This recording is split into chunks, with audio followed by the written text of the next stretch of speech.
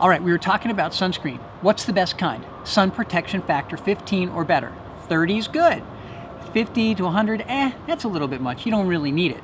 Zinc oxide, titanium dioxide are important. If you see them, they'll reflect the sun and provide safe sunscreening. All the other things that you see in there that are chemical names, like oxybenzone or benzoates or whatever, even PABA, they have chemical factors in them that might not be good for you.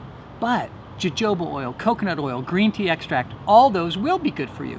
So those natural things that you see are fine, and don't worry about them. So what you really want to keep in mind is never sunburn. Make sure that your sun protection factor is over 15. And then there's a couple products that are out there that make sense to me because you don't want to pay an arm and a leg for your sunscreen. About $1.50, maximum $2 an ounce for your sunscreen. There's kids and there's adult sunscreen. They're close to the same. You can always use an adult sunscreen on a kid, that's fine, as long as you don't use it all the time and the kids don't eat it. That's the only real drawback.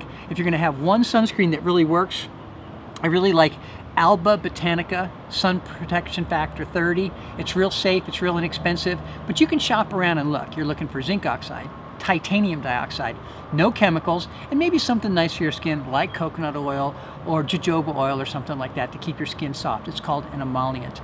If you have any skin problems, talk to your doctor because, as you well know, we're better together.